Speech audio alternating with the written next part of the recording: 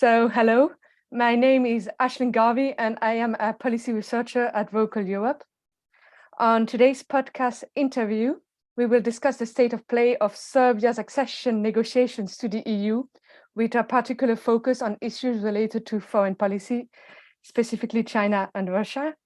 We are honored to be joined by Mr. Strahinja Subotić, senior researcher at the European Policy Center in Belgrade, with an expertise on enlargement policy and EU affairs.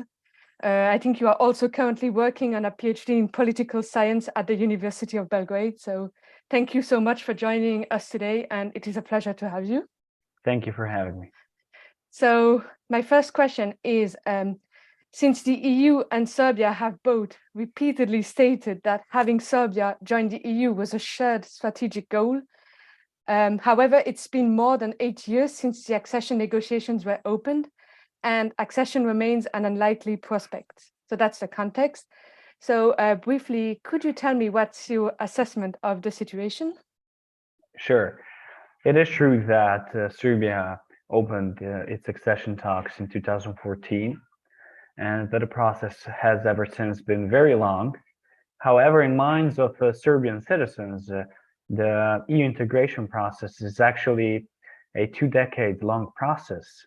Ever since the revolution of 5th of October in 2000, people shifted, policy changed, and every government since then, since 2000 actually, so it's been 22 years actually, since the EU has dominated the political and social agenda in Serbia. So whenever one talks about the length of the process, it's actually much longer, and it goes beyond the start of the accession talks, particularly considering that Serbia had a lot of tasks, and some of them were very sensitive to fulfill, conditions to fulfill, before even opening the accession talks in 2014, or getting the candidate status in 2012, or getting visa liberalization in 2009, and signing the stabilization and association agreement in 2008. So that's a brief,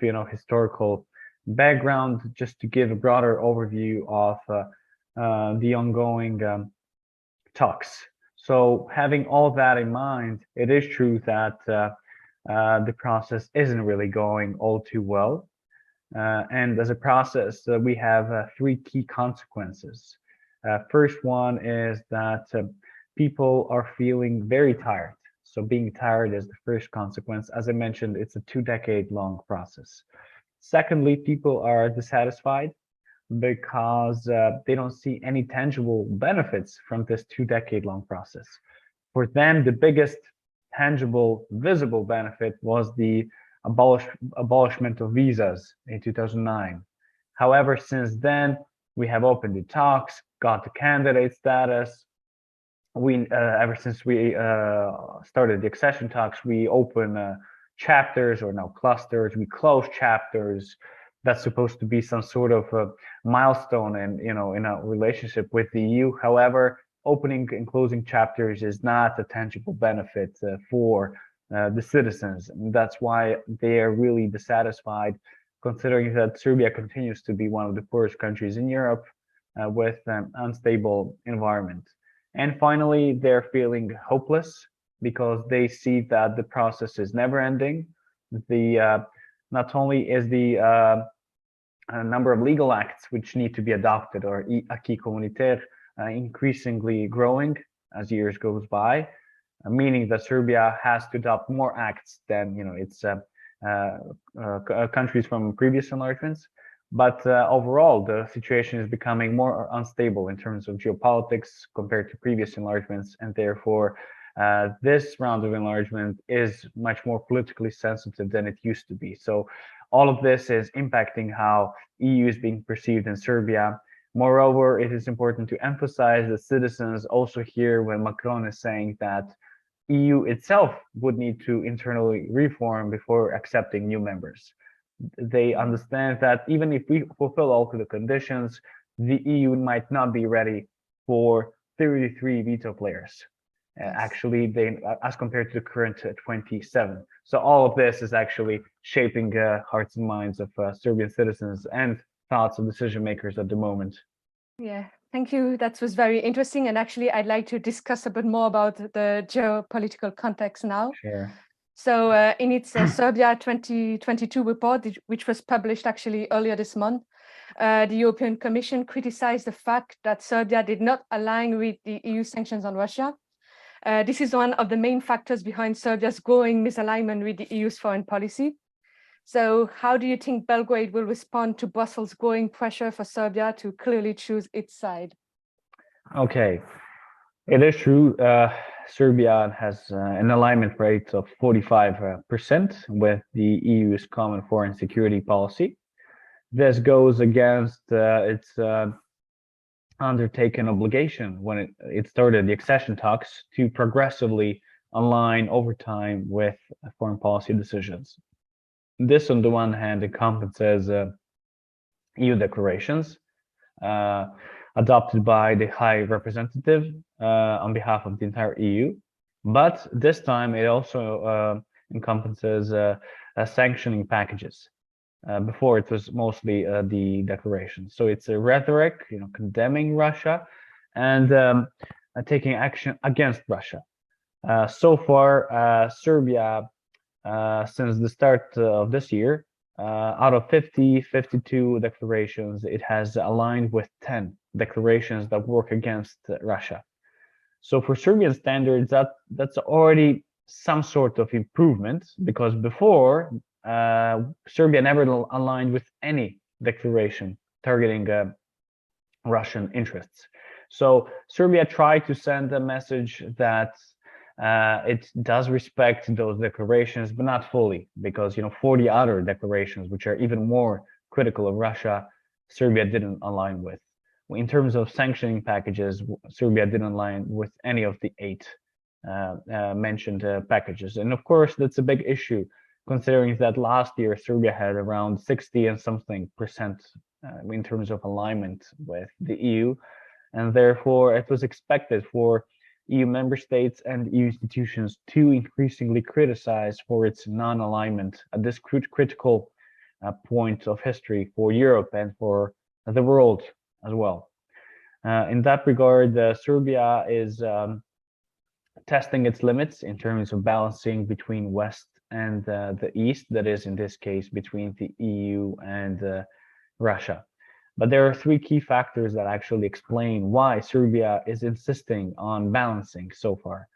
The first one is typically, maybe it may be difficult for foreigners to understand, but Serbia does have close cultural, historical ties with Russia. Of course, they haven't been always allies, but people still remember the fact that Russia intervened in saving Serbia in 1914 against Austria-Hungary, thus starting the First World War. Even Tsar Nikolai II has a big statue in front of National Assembly, for example. Then in terms of contemporary history, they opposed the bombing of Serbia in 1999, which has actually, by having Russia's support, NATO bombing never got the approval of the United Nations Security Council, thus making the bombing illegal. And this is used as a key argument even today.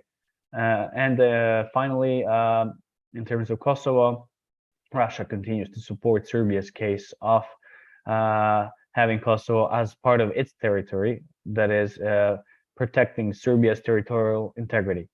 Besides these historical political elements, you have energy aspect. Serbia's oil industry is dominated by Russian company Gazprom, that is, it has majority stakeholdership.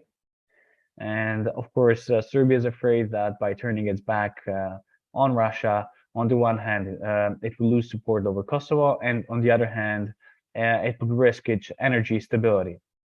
So therefore, these are 2 examples which are in a way unique to Serbia, the first one being the most unique in contrast to other European countries.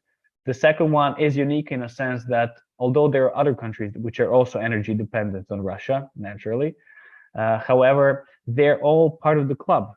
All Baltic states and other countries are part of the EU, and they know that as part of the club, they will have their back taken care of. It's being secured by Germany and other states within EU mechanisms of cooperation and solidarity.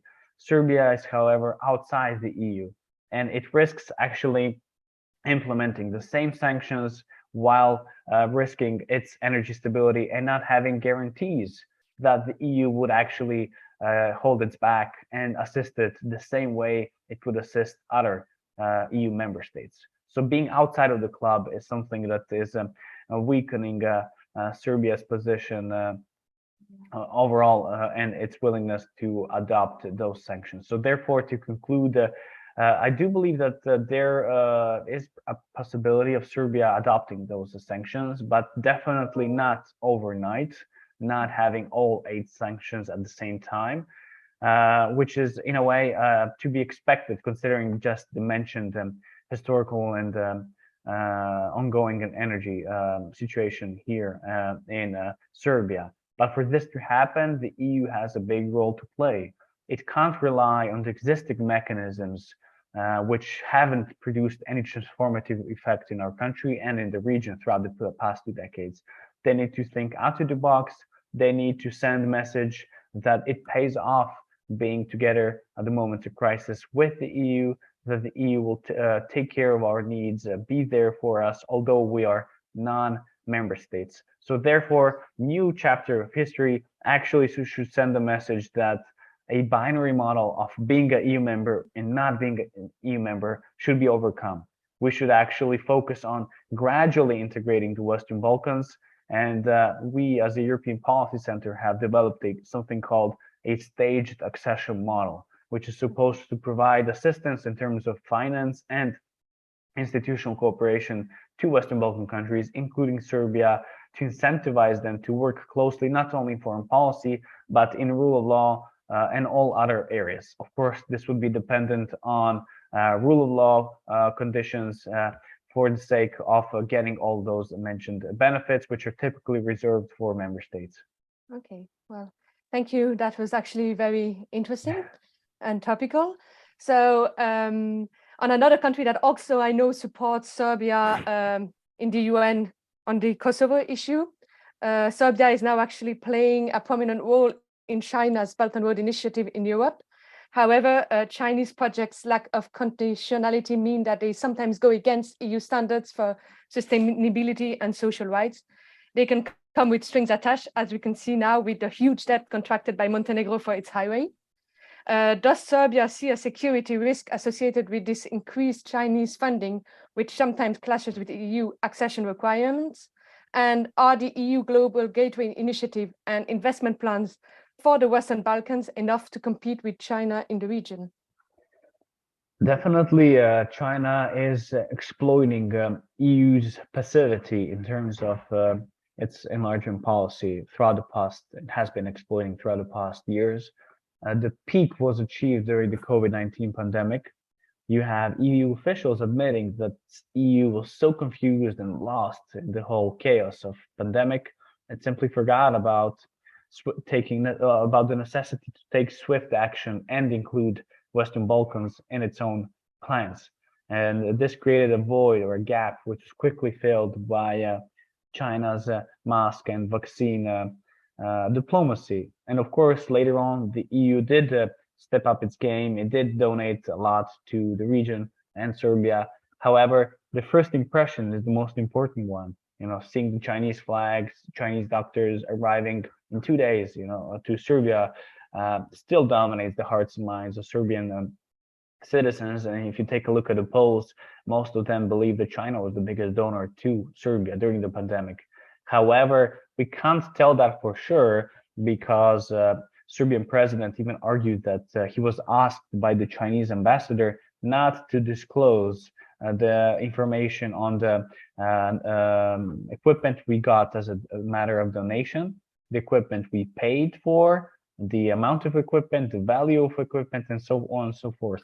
Civil society, of course, tried to get information on the value and number of donations and payments by Serbia. However, we got a response that that's a state secret, which will remain as such until the pandemic is ongoing. And we see the pandemic is likely to continue in the midterm at least. So therefore, we can't really compare with China. what is good is that the EU has been very transparent.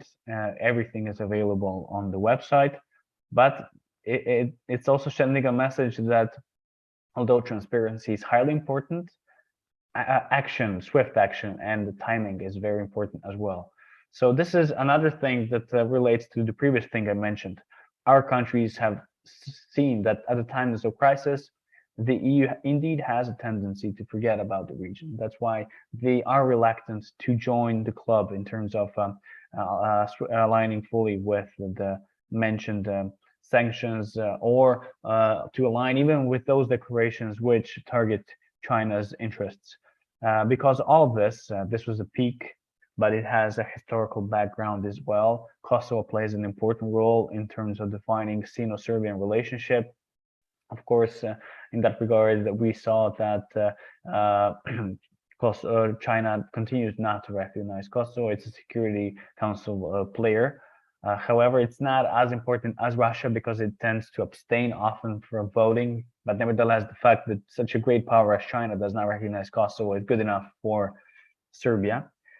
We've also seen some legacy in terms of 1999 bombings, where actually Chinese embassy was hit accidentally, apparently by a bomb, and it killed a few Chinese journalists. So each time a Chinese delegate, or when Xi Jinping visited Serbia, they visit this memorial to them. So there is some past that connects the two countries, but of course the most important contemporary element is the fact that China and Serbia, or their leadership, because it's a top-down approach, have mutual trust.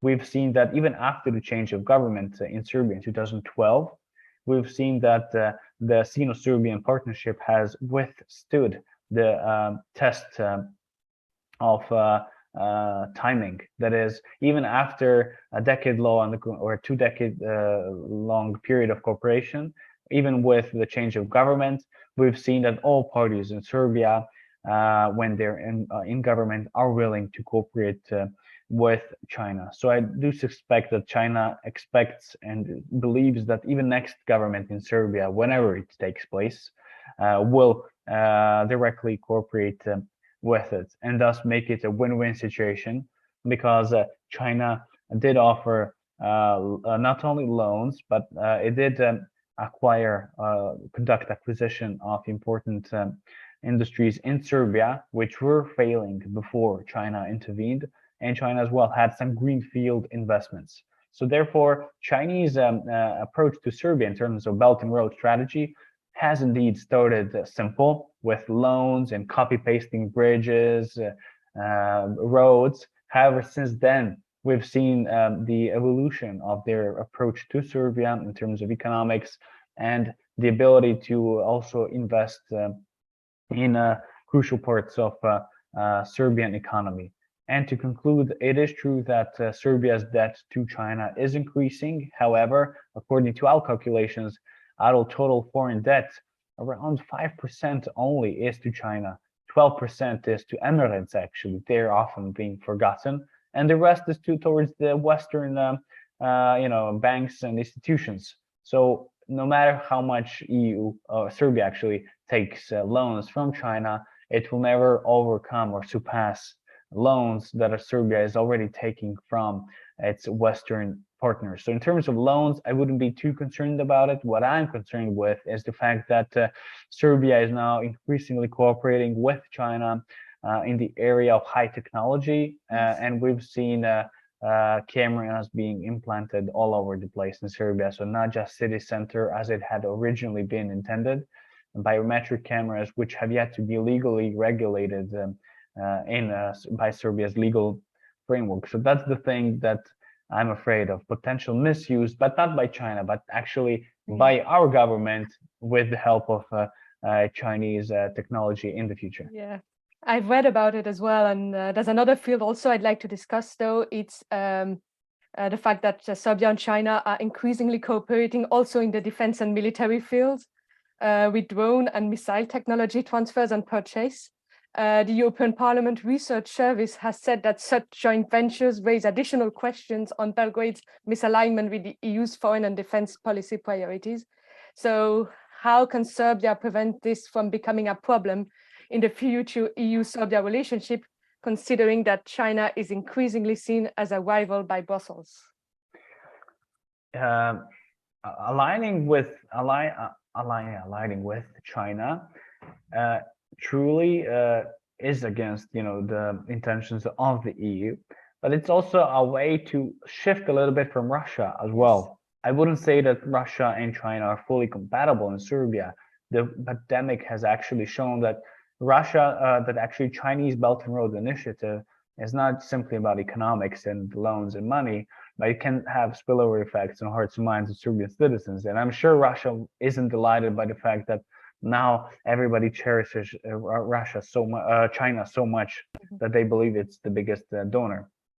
So in that fact, China has overstepped and even entered Russia's typically dominated field in Serbia, not just the EU's, which further complicates the geopolitical strategy. However, considering that China, as I mentioned before, does not recognize Kosovo, it means that by decreasing its reliance actually on Russia, and by placing focus on China, maybe this could be a way for Serbia actually to actually change the way it's balancing things. So it will continue balancing things, but by maybe placing more emphasis on China than it was the case before vis-a-vis Russia. At the same time, the United States have an important role to play in terms of stability of the region and its developments.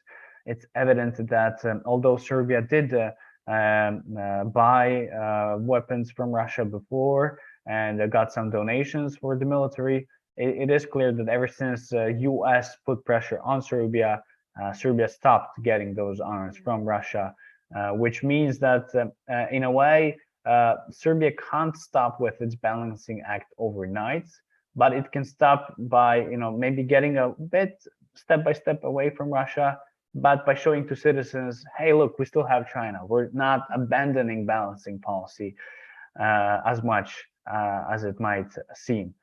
And the fact that Belgrade-Pristina dialogue is still ongoing, as long as it is ongoing, it will be hardly difficult to imagine this balancing act being completely disregarded by our authorities. So I would actually emphasize to the EU to put even more emphasis on the Belgrade-Pristina dialogue, because this is one of the key political leverage allowing foreign actors to have influence over Serbia.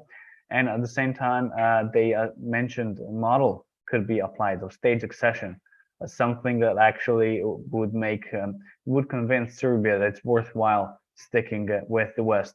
Because Serbia sees, for example, Montenegro, Albania, and Macedonia, for example, they have fully aligned with foreign policy.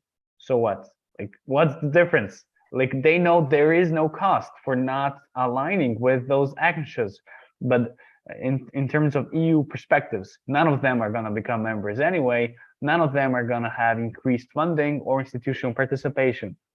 The model of stage accession can change that. And okay. I do believe that it has a big potential in the future. Okay, well, thanks for that. Then a last question actually on EU perspective for Serbia. So it's true that a lot of responsibility for the lack of progress also lies in Brussels. There has definitely been a lack of commitment on the EU side. We discussed it already. The EU is still Serbia's largest partner, both in trade and financing, but this indeed does not seem to influence Serbia's foreign policy choices. So should the EU be more realistic in its target for candidate countries such as Serbia? And do you see a way for Serbia to cooperate more with the EU without compromising the EU's security interests? Right. I mean, everybody says that when 24th of February took place and the aggression on Ukraine, that everything changed. And at that time, we saw Serbia a bit confused on its position on Russia, and particularly Putin, because he was quite a dominant figure in terms of hearts and minds of citizens here. However, ever since Serbia condemned Russia in the United Nations, the rhetoric tones down a little bit. And you saw, I'm not saying that all ministers were in line with the EU policies, but we saw Serbia taking a step back, maybe taking a more reserved approach in terms of Russia. And that's why we did align with a couple of EU declarations. Of course, this is not enough, because without aligning with all sanctions and declarations, Serbia can't become any member in the foreseeable future. And that's why we insist actually that some level of specificity of Serbian context should be understood, some appreciation in terms of its complexity. One can't expect Serbia to act the same way France does, because it's a different context. Therefore, I was always against automatically disqualifying Serbia just for the sake of it refusing to. I was always against automatically disqualifying Serbia. I was advocating for giving it more time, but reassurances and incentives. And therefore, because Serbia has been engaged on its path for so long, EU has invested so much in Serbia for the past 2 decades. Therefore, it would be very counterproductive to automatically disqualify it, not only considering what has already been done in the past, but considering the regional stability and the fact that Serbia is the central country in the entire Western Balkans. And that's why out-of-the-box thinking is quite necessary. And one can't expect with old tools for new milestones to be achieved. That would be my key general message. And the fact that the actually European Council has invited in June, with its conclusions, invited the Commission, the Council, and the High Representative to further advance the notion of gradual integration with the Western Balkans is a positive sign forward. It's a sign that they read our papers, as our papers that we produce as a think tank, and we were recognized by member states with our contribution. And that's why we have some sense of optimism, not overly optimistic, because EU is often a bit too slow, but nevertheless, we'll continue with our advocacy. So to make sure we send a message that you can't expect Serbia to align fully overnight, but that there is a potential for Serbia to gradually align with all of those things that we have discussed during this meeting. So yeah, CSOs and think tanks continue to be EU's biggest allies here. And I'm not saying the work is easy. It's a thorny path, but nevertheless, we don't quit and we should not give up. Okay, well, thank you very much. That was actually extremely interesting. And this concludes our discussion for today. So, Mr. Subotić, thank you for answering our questions. And it was a pleasure to have you as a guest.